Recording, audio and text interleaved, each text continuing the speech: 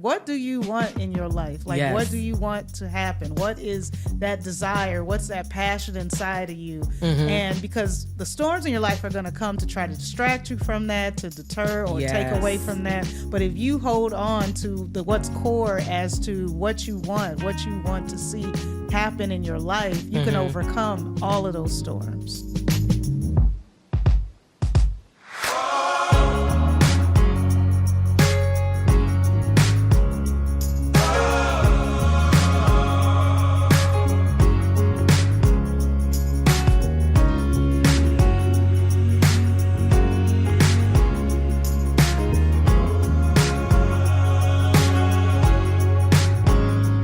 Hello, my name is Valeria Wright, and welcome to another episode of Pressed into Purpose.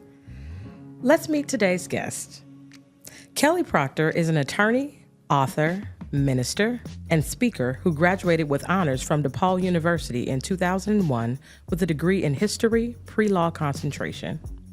While at DePaul, she was a member of Alpha Lambda Delta and Golden Key and president of DePaul Gospel Choir. From DePaul, Kelly attended Howard University School of Law, graduating as valedictorian of her class in 2004. Kelly also received an LLM in family law from Kent College of Law. Kelly is a licensed attorney in California, Arizona, and Illinois. Currently, Kelly is managing director at Novus Law and an ordained minister and associate pastor at Lifeline Church, Chicago. She has been married to her husband, Jason, for 8 years. In 2022, Kelly released the book and companion album, Help Me Welcome the Storm. Please help me welcome to the podcast today, Kelly Proctor. Yay, I'm here. Hello and welcome. Thank you. Thank you for joining me today. I'm so excited to have this conversation. Yes. I have grown to know you over the past, 6 years, I guess? Yes. It's been about. I always thought you were a nurse. I don't know where that came from. But for some reason, that was in my head for the first 2 years of me knowing you. And then you found out, wait, she does construction. What? Right. Construction? What? Okay. And our relationship has grown since then. Yes. And I am so glad that you are one of the people that are part of my life. And I'm so glad that you chose to honor me with your presence on today and be on the podcast. I'm so glad to be here. My first podcast. Yay. Well, let's jump right into it. Okay. So we've heard your bio. I know that you wear many hats. And so I want to ask the first question. What would you say would be a common theme that weaves through your life? Wow. So you hitting them right off the bat. I had to think. Oh, my Jumping right. goodness. Take your time. No rush here. So a common theme throughout my whole kind of life. I would say a common theme for me has really been being comfortable with who I am and who basically God created me to be. Okay. I feel like, especially when you start talking about purpose and like how did you find purpose and all of that, I think for me, purpose was innate when I was younger. It was just stuff that I did that you don't even know what you're doing. I used to make up little songs. I used to write stories. I used to host my own little talk shows in my house. Really? Yes. Like I had a little microphone. Like I was doing all the little stuff, you know. And then for some reason, I guess you feel like you have to grow up, kind of lose that. Yes. And then you start basically trying to like figure out, well, I don't want to be. So my whole thing growing up was I didn't want to be a teacher because my mom was a teacher and I had a lot of family members that were teachers. And it's just like, it seems like an easy thing to like go. And I was just like, I know I don't want to be that. And I wanted to make a lot of money. So then it was like, well, I don't know what I want to do. I don't know. So it was this whole kind of just, well, I'll just be this because of X, Y, and Z. And then it was after some time of just being, you know, an attorney, which is a great job or whatever, I feel like I started to get comfortable in who I was, and again, going back to writing and just other things that I did, like I said, innately when I was younger. Yes. And now I feel like I'm at a place where it's still a struggle, but I feel more comfortable every year in who I am. Okay. I don't know if that answered your question. It does. Okay. It does. So you said you feel like you have been innately doing things since you were younger. Yes. And like writing and, and with the microphone and all of those things. Yes. And so a lot of the part of the life that I know you from, you are with the microphone in your hand. You have written a book. Right, you know what I'm right, saying? right. You're singing, you're praying, you're preaching, you're teaching all the things. And so if you had to wrap up what you believe your purpose is, what do you believe your purpose is? Yeah. I believe my purpose is encouraging people, period, but encouraging people, especially in their walk with the Lord and growing in that. And regardless of before I was in any title, any position, that was kind of my role. I would be the encourager of my friend groups. I would send out, I remember before, like, blogs, we would just email each other all the time this inspirational message or that. And then eventually I did kind of make a blog for a while. Then I did like a Bible study. Again, nothing church affiliated, just me and my friends or whatever. So I just feel like innately, it's like if I learned something, I want to share it with somebody else. And if I go through something, I want somebody else to know about it so that they don't necessarily have to go through it. Because I really feel like everything that I go through is not just for me. It's for somebody else. And because I had that mindset when I'm going through things, it helps me to not be so pitiful or victim, whatever. Because it's like, okay, this is for a greater purpose. It's bigger than me. So that's kind of how I see my life. It's like, okay, how can I encourage or help somebody in whatever I'm dealing with or going through? Got you.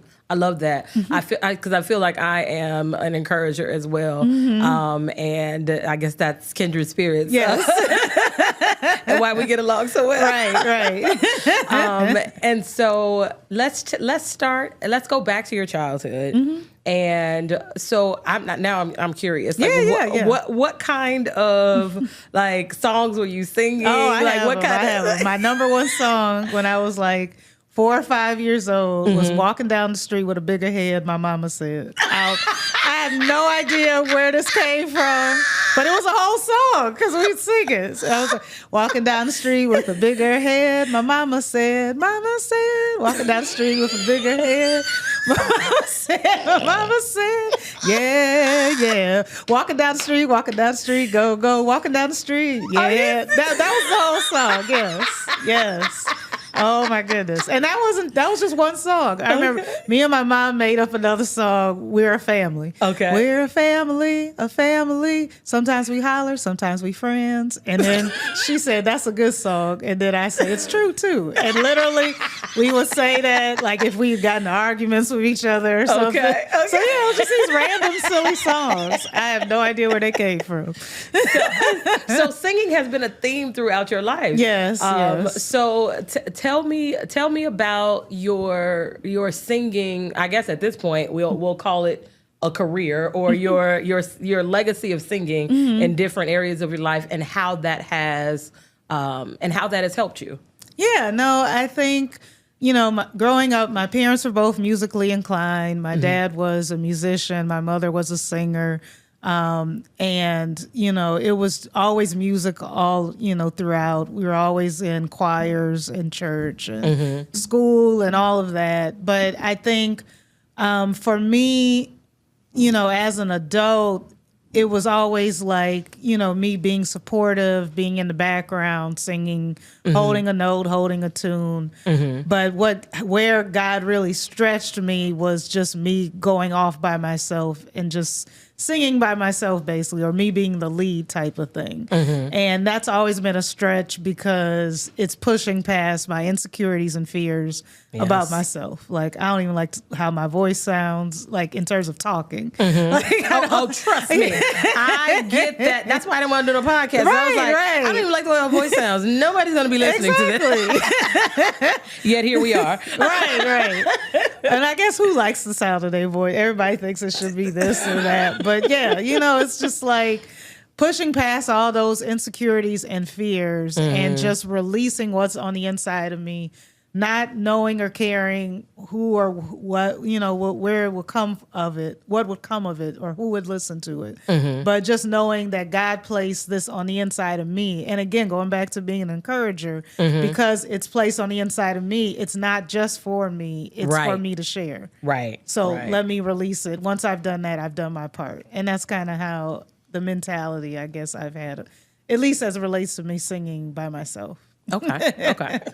So let's go to what made you decide you wanted to be a lawyer? I mean, because we all grew up watching the Cosby Show. There was, Claire Huxtable.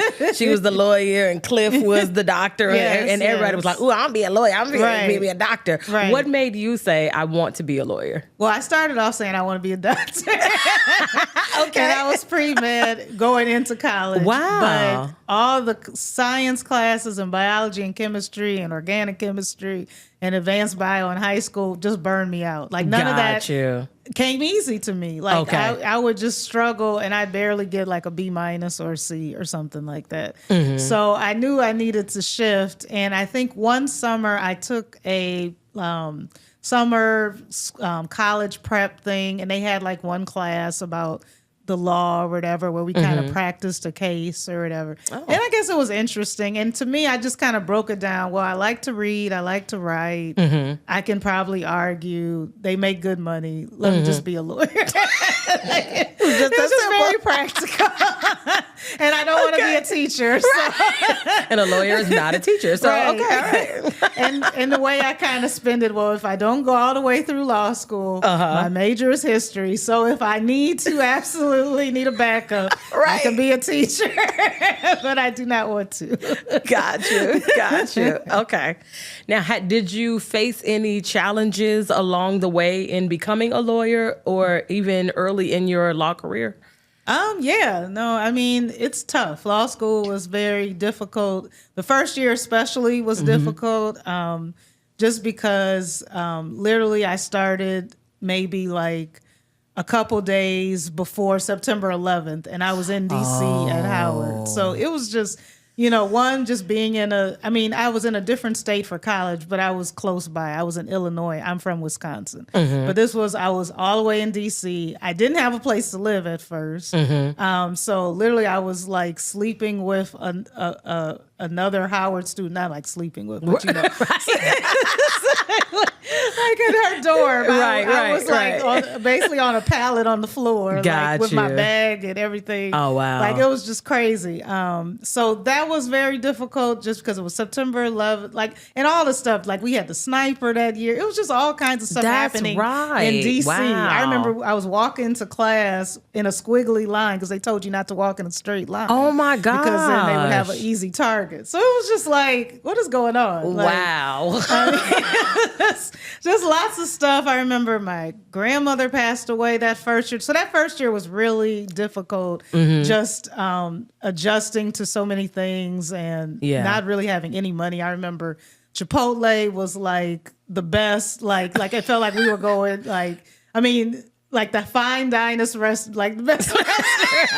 We went there at the end of the semester to celebrate the semester. And it was not like a thing of regular, I was eating chicken patties and for Thanksgiving. It was a very tight time. Gotcha. But once I got past that first year, everything else was much easier, I think. And, and the schooling was difficult, but I feel like I had already been prepared because I knew how to study well. And I feel like people who go into law school, if you know how to study well, you know how to organize, make outlines, and study large amounts of material and sit down and hunker down, then it's, you'll do well.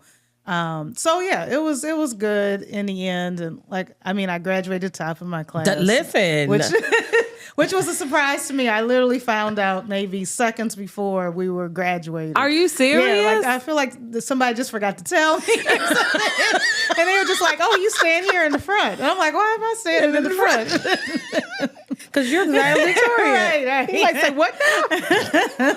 So that was like a shock. And studying for the bar exam, California bar was hard. Again, another struggle. I remember that summer I was studying for it in D.C. And that was my first summer living in D.C. because usually I would go to other places. Okay. And it was just really hot. That was when the cicadas first came out, I feel like. It was just all kinds of stuff. My freezer. I went to Costco to buy all this frozen food to eat for the rest of the summer. Then the freezer busted in my place. Oh my gosh. Freon came out or whatever. So I had to throw that stuff away. It was crazy. There was all these little bugs crawling around my way, and I hate bugs. And I was just just get me out of this way. And literally I'm studying 8 hours a day, going to class for 4 hours a day, just very structured. 1 hour of television a day I allotted myself, 1.5 hour to work out. It was a very structured existence, but I knew I had to treat it like a job and be purposeful because I didn't want to take it again. Gotcha. It was too much trouble, and I didn't have to, thankfully. Well, that's a blessing because not everybody passes the first time. Right. So, especially California bar. It's a 3-day exam, 8 hours a day, basically. Oh my gosh. It was very... Just the whole formatting and everything was difficult. Wow. Yeah. But you did it. Yes, I passed. That's a story of discipline and perseverance. Yes. And I actually wrote a book after I passed it that I've been updating now because I need to release that out. Okay. But again, after I go through something that was difficult, I looked and I was thinking there's no devotional that speaks to me studying for this test because it was literally a two-month period of time where you're studying. Okay. 2.5 months.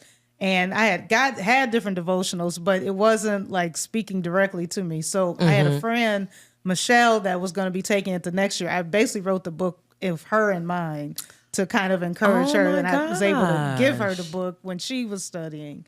So wow, yeah. So that's amazing. Yeah, it was good, but I need to release it out. Yes, for the world. You do because the people need these things. So I'm trying to work it now to make it not just limited to the bar exam, but just life's tests. Okay. People who are preparing for different moves in their lives or other tests. It could be MCAT or GRE or whatever. Yeah, anything that for a concentrated period of time you're hunkering down. This devotional will help encourage you during that period. Okay. Well, since we're talking about devotionals and we're talking about books and we're talking about all the things, we might as well go ahead and talk about your book, Help Me Welcome the Storm.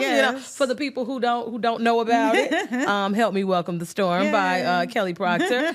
Tell the people in your words what this book is about. Yes. I will say it is a very easy read, but I want you to tell the people about the book. Yeah, no, I feel like the title, I think, may throw some people off because it's just why am I supposed to welcome a storm? Right. That don't sound like what I'm supposed to be doing. That don't sound like good confession or whatever. But the thing is, storms gonna come. They are. You cannot avoid them. Jesus was in many storms. So if he gonna have to go through some storms, we gonna have to go through some storms. So if we don't like to talk about that. We don't like to talk about that. We don't like to think that way. Right. Carry on. I'm sorry. I just need to because I know the people but I don't want to. Right. And that's why I feel like people kind of sometimes side-eye my books. And they need to be picking it up because I'm trying to help you go through something that you are inevitably going to have to go through. True. You're going to have to go through certain storms in your life, whether they be financial, whether they be career, whether they be relational. Yes. Just all in your life, you're going to have multiple different storms. So if you have the appropriate posture to the storm. Yeah. And you are prepared for it, you're not going to get washed away with, the intent of maybe what that storm's trying to actually do to you.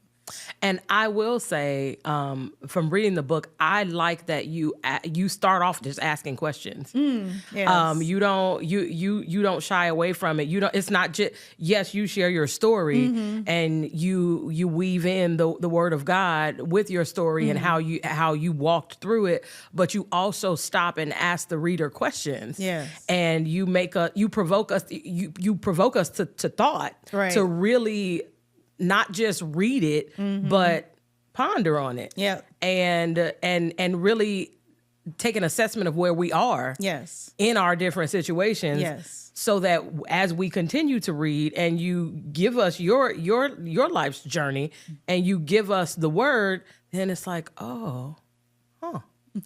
All right. Well, I guess she has a point. Yes. I try to do that just because I love to read, and the best books that I've read do that in some way. I remember going back to law school, that was when Purpose Driven Life book was all out. And I remember the first line of that book is, "It's not all about you." And I remember that a friend of mine got so turned off by that, she never finished reading the book at that point in time. She put it down. She couldn't get past that first sentence. And my first sentence in this book, in terms of the first chapter, is, "What do you want?" And I feel like that really gets to the core of, like, even why are you even reading this book? Like, what do you want in your life? Like, what do you want to happen? What is that desire? What's that passion inside of you? And because the storms in your life are going to come to try to distract you from that, to deter or take away from that. But if you hold on to what's core as to what you want to see happen in your life, you can overcome all of those storms. Yes. And I like that you don't just stop there, but the last chapter before you get into kind of like a daily devotional, the last chapter, you're like, but there's more. Yeah. It's like, now we have to wait. I don't want to misquote it. Like, it says, it literally, the chapter says, shining your light, embracing the big. Yes. That's and so you're encouraging us to, okay, yes, you've made it through this storm and this storm, but that's not the only storm that you're going to have in life. Right. So now, what is the next thing that you are believing for? And believe a little bigger. Right. Yes. Tell us about that. How you've been able to believe a little bigger. Yeah. No, I grew up very quiet, insecure child. Just like, when I was very little, people didn't think I spoke. Wow. Like they would ask my mother, does she talk? Does she? Wow. Like, just very introverted, very, shy, wore glasses from the age of 5. All of that kind of just shapes you into, like, that's out in the public. Like I said, at home, I was writing songs and doing all this little stuff. Right. I was just by myself doing that. But out in the world, I was, I don't know, everything was scary or whatnot. And I started to kind of grow out of that when I realized that was going to be a deficit for me. Because my mother would say, you do all this great stuff here, but I'm the only one, that sees it. Wow. No one else is seeing you. Basically shine your light. Yeah. And I had to get comfortable with shining my light to the world and offering who I am to the world and not discounting it or feeling like it's nothing or feeling like it's not important. So once I got into that mind frame of shining my light, I had to think bigger than myself. I had to get out of my inclination to just want to be self-focused and quiet in a corner by myself. And I had to start allowing the Lord to stretch me, and then as he started stretching me, everything would get bigger. Yes. It's like, no, just write a book for yourself. No, write a book and release it. No, write multiple books. No, write a song, write an album too. Right. It was just like, well beyond what I had thought. But I always had goals. I remember when I was actually studying for the bar exam, one day, for some reason, probably just because I didn't feel like studying anymore, I remember I was watching the Tony Awards. Okay. And I don't know, just for some reason, it was just like, I want to be in a Broadway play one day. And I made a whole list of just like random stuff that I want to do, because I guess I realized, this is one of the toughest things you are going through right now. And if you can get through this, there's really no limits for you. Yeah. Like, why are you putting limits on yourself? Like, write it out, write the vision. Yeah. So I literally wrote like 10, 20 things of just random stuff that I wanted to do. And a lot of these things, like with the book and the music, like those things were on that list and whatnot. So okay. I need to turn back to that list, because I have not been in a Broadway play. So if anybody's but there watching, is still time, right? Listen, watching, listening. I could be in Hamilton. Listen, because let me tell you something. The companion album, yes. you talked about "Shine Your Light." Isn't there a song on there called "Shine Your Light"? Yes, I really like that song because it's really joyful. Yes, and it's really it. I was like, you know what, this could be like a song. Yes. And like I feel like it's a song you can listen to every morning just to get your day started. Yeah, definitely. Like tell the people of some of the words, because So okay, well now you. I'm sorry. I'm sorry.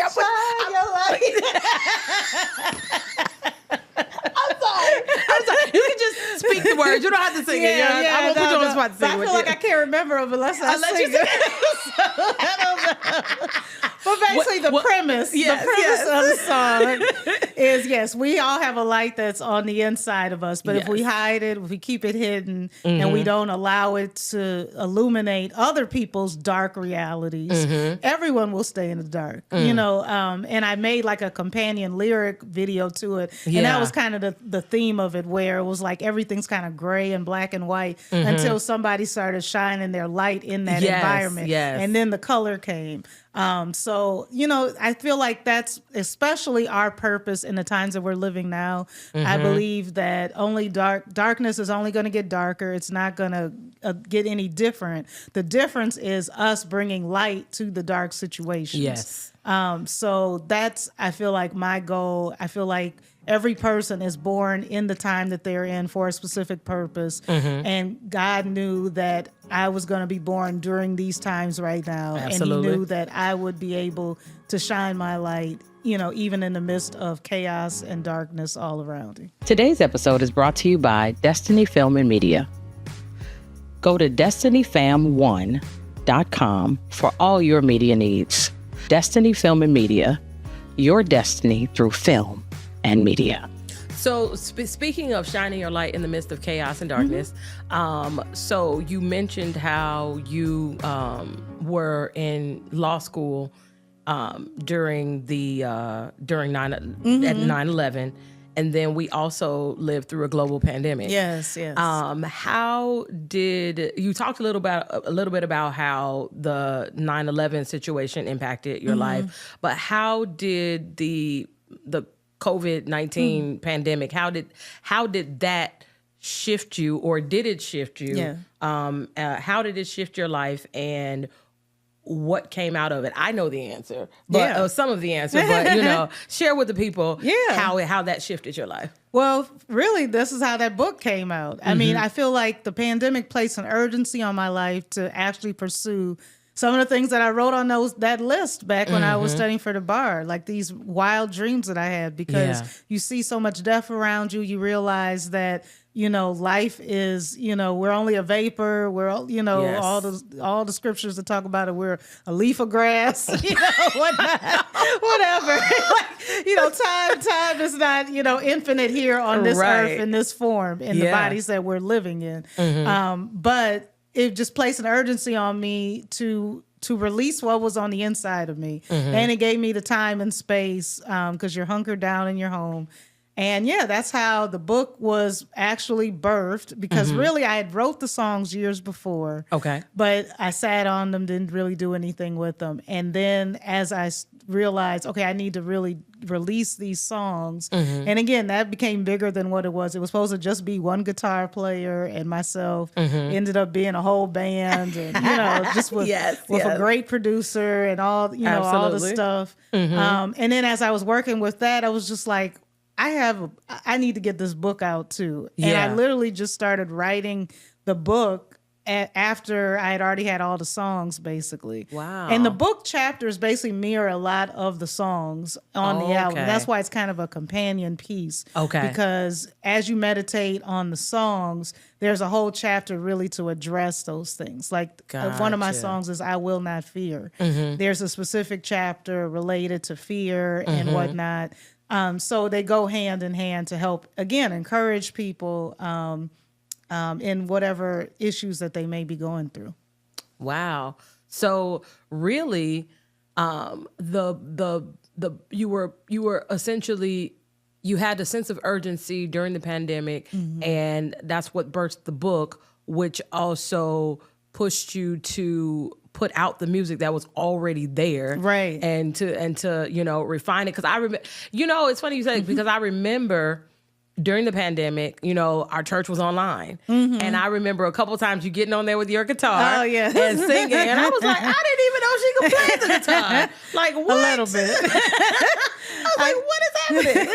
Like, she done learned a whole new skill in the pandemic, Yes. But That was something that I did back, I want to say, in 2015. I started teaching myself the guitar, and then eventually I started getting some lessons from a friend's daughter. I could never really get the bar chords right because my fingers, I feel like, are just too little. I don't know. So I never progressed in the way that I wanted to. Yeah. But I knew enough chords to make all 10 of them songs, which I did. Listen. And the songs that you hear, on the album, the core is those little chords that I started off with. The melodies are basically the same. That we added a lot more in the production and whatnot, but the core of each song, I can still feel it. I can hear it. And I even went back to those old videos where I would basically tape myself playing the guitar to remember the song. And I'm like, wow, I can hear the song in there or whatever. So it's really cool. That is. But that was me embracing the big because, it was much bigger than I anticipated. And I feel like for the pandemic, for me, God brought out more, again, it's me discovering who I am, getting back to who I am at the core. Yes. And being comfortable with that. And I think that I took leaps and bounds in that time period, at least as it relates to myself and the books and the music. Okay. Now, ever since I've known you, I met you as Pastor Kelly. Okay. I now know you as Kelly, the friend. Yeah. But I met you as Pastor Kelly. And so how did that journey begin? Like where, at what, because you said you were always having having Bible studies, encouraging people and doing all those things. How did you come into ministry? Yeah. I don't know. I never anticipated any of this. Really, most of my whole life, like I never had any inclination to be like, I want to be a minister. Like, no, this is just me, loving the Lord and studying the Word for myself and all of that. In college, I guess I was president of our gospel choir. Our gospel choir was very different in that we didn't just sing songs. We did do a lot of Bible studies every week. Okay. We did pray. I remember we prayed all night long one time outside. Like we did these retreats. We were hardcore in our mind. Listen, I know a couple people who were in the gospel choir with you. So all hardcore. Yeah. We were just we gonna be about it. We ain't gonna, we holding each other accountable. I remember in college, I was going to a club one day and one girl how you going to that club and you in the gospel choir? It was just early, back then, it just made you really rigid. Real, yes, but it made you realize that people are always looking at you. Yes. So even though I never had necessarily a title for a number of years, I lived my life in a way that I know that people are watching me and looking to me to be either a leader or whatever, and I can't disappoint myself or other people because I don't know what they're struggling with or whatnot. So in terms of ministry, eventually when I connected with Lifeline, I guess it just happened. I didn't ask for any of this stuff. I would, make my own kind of little Bible studies for myself or different things like that. And then our apostle, Holy Spirit must have told him to say, like, oh, come teach a Bible study. And it was weird because only at that time, it was only like ministers and people teaching Bible studies, I feel like, at our church, so it was like, oh, wow, but I knew I had it in me. So, I agreed to do it. And, it was a blessing. And I remember the feeling that I felt when I taught that Bible study afterwards. I felt so whole and complete and so myself. Wow. That I felt like, even if I died that day, that I did what the Lord told me to do. Like, wow. It was that major for you. Yeah. Okay. And every time I really teach or speak, even after that, I feel that wholeness of like, I know I'm doing what God has called me to do. Yes. Like there's no question. And, I feel like I leave it all out there on the table and I can walk away and feel at peace type of thing. Praise God. So it was an awesome time just teaching the Bible study. And then our apostle then eventually asked me to be a minister. Okay. And I really didn't want to do it because I was unmarried and I just felt like I didn't want this title. And I'm trying to get married. I don't want to scare somebody away. You're like, I'm already, focused on the Father. I really don't need nothing extra for them to be like, oh, you do that too? Right. Oh, I got to live up to that too?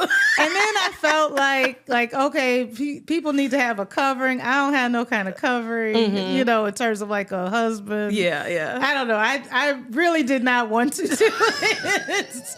And then as what happens, Holy Spirit deals with me privately. Like he had just asked it. And then eventually time and Holy Spirit dealing with me. I was just like, okay, I think I feel comfortable doing this. Okay. And it was great because ultimately my husband was attracted to me and my title and who I was. Like it wasn't anything that I had to hide from him. He knew off the bat from the first time, this is who I am. I gave him all of my teachings so he could see. Oh, wow. I was just like, if you want to date me, then this is who I am. Right. So I gave him all the little CDs and the Bible studies. Come on. So there's no question, As for me and my house, we serve the Lord. So if you don't serve the Lord, then don't even come over here because I don't have time.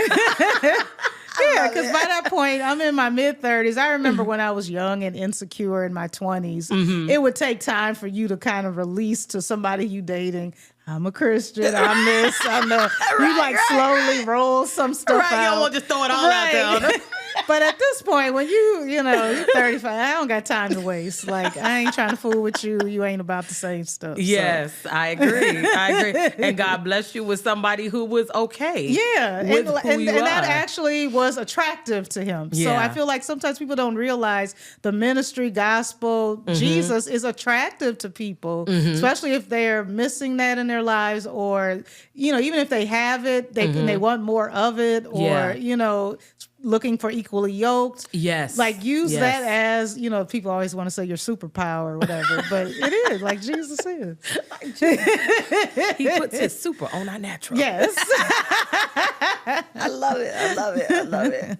So what, so we've talked a little bit about the book. We've talked about the album. We've talked about you as a lawyer. We've talked about the ministry. And let's talk about Kelly the friend. Okay. Kelly the friend, you talked about how you are an encourager and how you have been encouraging your friend group and you all have encouraged each other along the way. How has that evolved over time? Yeah, I don't know. I feel like I'm a hard person to be a friend. Really? Why do you say that? I just feel like I have, my friends I have, and, if anything happens, it happens, whatever. But I feel like it's almost like friends have come and gone through different seasons where you're really close with certain friends and then another season comes and they don't, whatever. But I feel like I'm a hard friend because I'm always trying to hold friends accountable. Yes. And, and I would expect the same thing. Absolutely. Whatever. Absolutely. But I just feel like that's why some of them have gone for a season. Listen, because it's hard to maintain, because everybody does not want to be pushed. Yes. Everybody does not want to or hear the truth. Listen, everybody does not. Yeah. I'm the person, I want the truth. Yeah, and that's why we get along. Exactly, because I can tell you the truth. You can tell me the truth. Right. We can, provoke each other to righteousness. All those things. I don't want anybody in my life that's not like that. Yes, but some people, they are comfortable where they are, and they're not trying to do anything different. Right. And God bless them. Yeah, but it doesn't. I just can't be. Not that we can't be friends, but we just can't hang out all the time because I'm trying to go to the next and do the next. And. Yeah, it's hard. And I used to question myself of am I not doing all that's right and whatever. But I've accepted the fact that whoever's in my life in that season is for that season and for that purpose. And if anything ever went down, I have, and I feel like it's just different when you get older. You don't necessarily, your friends, you're not necessarily talking to them every week. No. It's just when something major happens, you have your people that you, absolutely, you know that will be there. Yep. And I feel like that's kind of where me and my friends are now. Okay. I grew up an only child. I have a sister, but I grew up, in a household as an only child. And I feel like I have a lot of my mother's tendencies when I would look back at her when I was younger, why are you always by yourself? Or, and I'm very comfortable with myself. I enjoy my own company. That's a blessing because a lot of people are not. Yes. Okay. Let's just pause and recognize that a lot of people are not comfortable with themselves and they are not comfortable with being by themselves. Or silence. Yes. And I used to be like that. I remember when I was in college, if something happened, I would call 5 friends and tell them the same exact story. I remember my friends that parodied me on the phone one day. Girl, you gotta hear what happened. And then they'd hang up the phone. Girl, you gotta hear it, whatever. And I would do my homework or go to sleep with the TV on or something because you need the noise or all that. And eventually that just kind of faded away. And I think being single for a long period of time, eventually I just accepted hey, it's a Friday night. Yes, you home alone. You're going to have to learn how to enjoy yourself. Right. Enjoy your own company. Yes. And, and be comfortable going to the movies by yourself. Be comfortable going to plays or to eat by yourself. Yes. And I just like it. So my tendency sometimes I feel like I revert into, I think inwardly, just I did as a child, being an introvert, where I'm if I have 2 options, one option is staying at home watching TV. The other option is going out with friends. You gonna stay at home. Yeah. The older I get, the more that becomes who I am too. And I am an extrovert for the most part. Okay. But it's the older I get, the more I just really appreciate peace and quiet. Yes. It's amazing. It is. And really is wonderful. I think that's what helped me, especially the last few years I was single before my husband came into my life, was how comfortable I was with being single. Yes. So when he came into my life, it was an interruption of what I was experiencing by myself, where I looked at him what are you doing? Oh, this is a date? I didn't know what was going on. I guess that's what we're doing. Okay.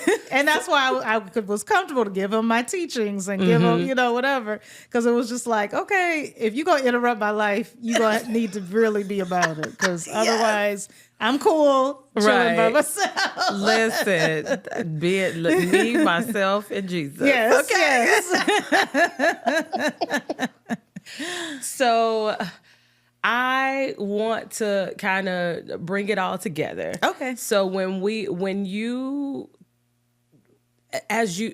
talked about how you are an encourager, you've talked about how you've always been just even from a small child with the mic in your hand and doing all the things, and now you have birthed and written books, and songs have been birthed and written, and you released the albums, and there's more to come.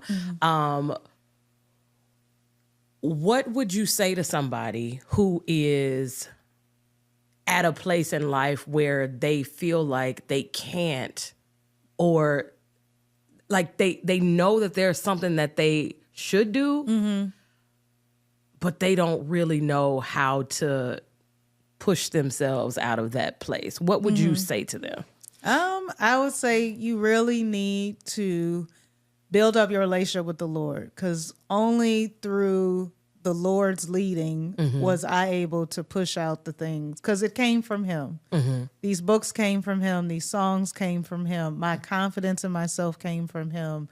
My understanding of my purpose as an encourager came from him. You got to go to the source. Yes. And I feel like so many people are looking for things in their life, and they're going to these things that are not the source, that know nothing about really at the core who they are. Yeah. And people are living false imposter type lives because they don't know who at the core they really are.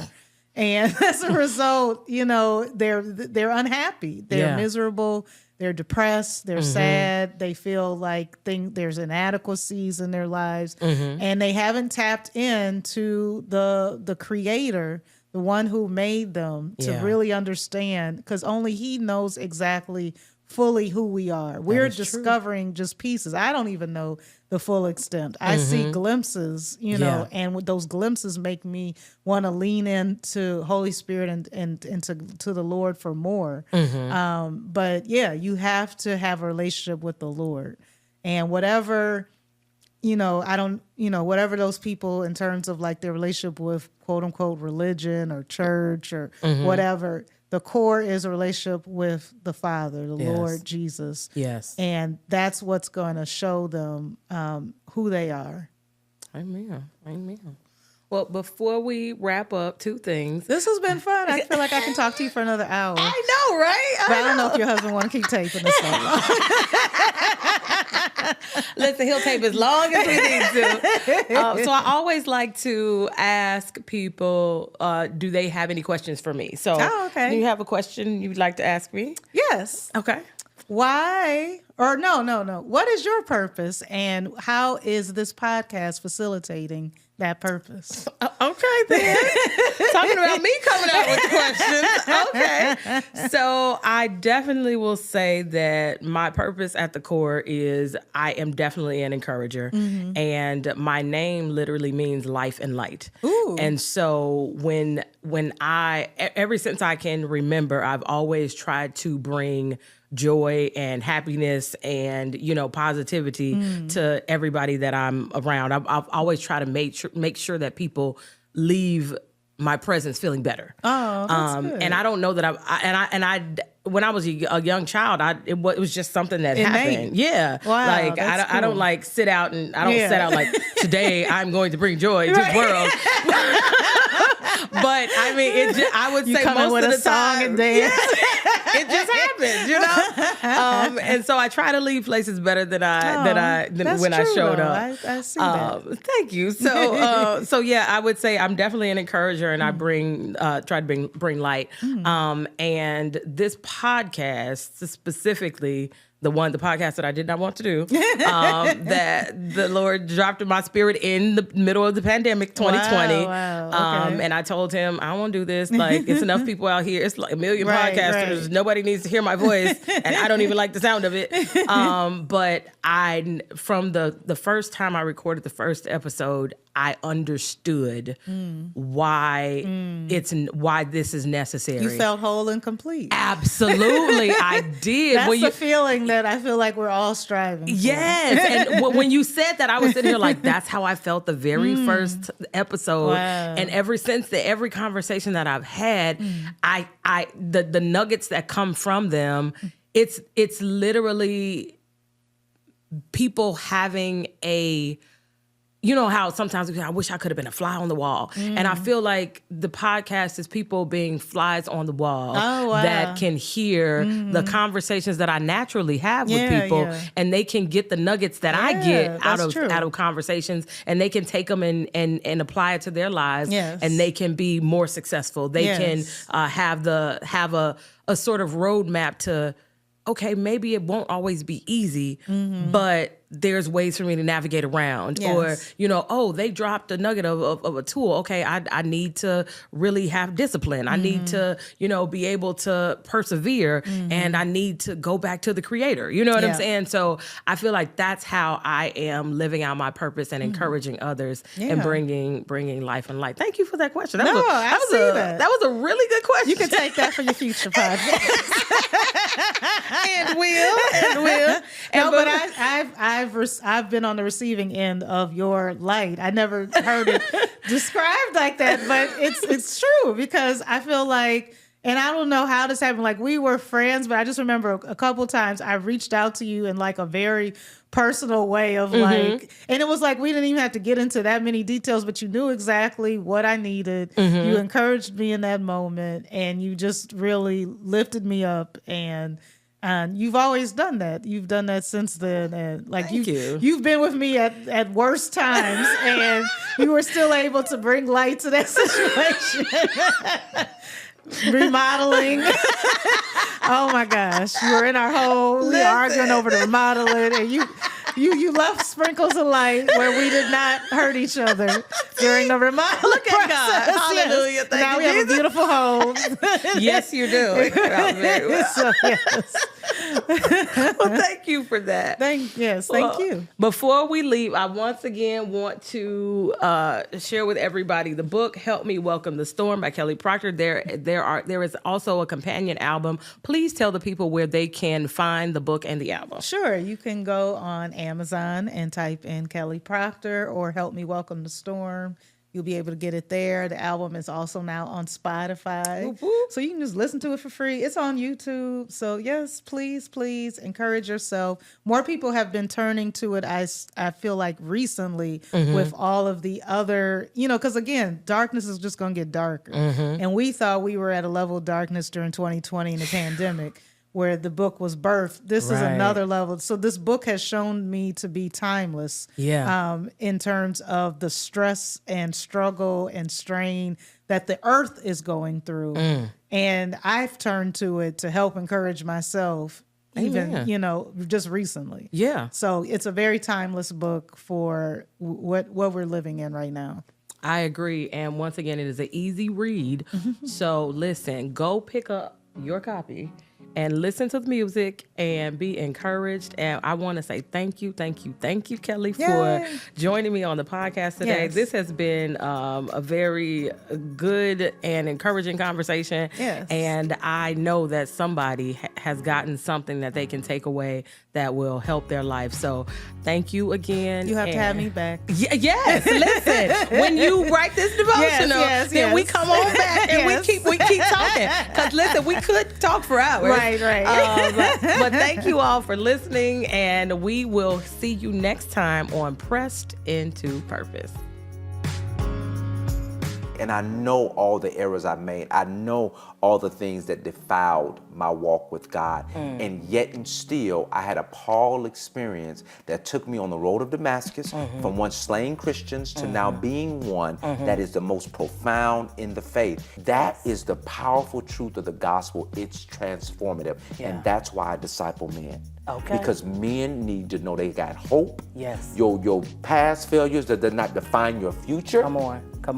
And there is a way out. Yes. There is a way out. If he can say, today you'll be with me in paradise, after saying, give me Barabbas, I can do the same and say, bro, I know you failed 30 times ago, but here we go. Listen. Let's get that stuff, gather what you got, and let's refocus and rebuild. Okay. That's my MO. I'm humbled to be able to carry that cross, because that's not one easy to carry. Today's episode is brought to you by Destiny Film and Media. Go to destinyfam1.com for all your media needs. Destiny Film and Media, your destiny through film and media.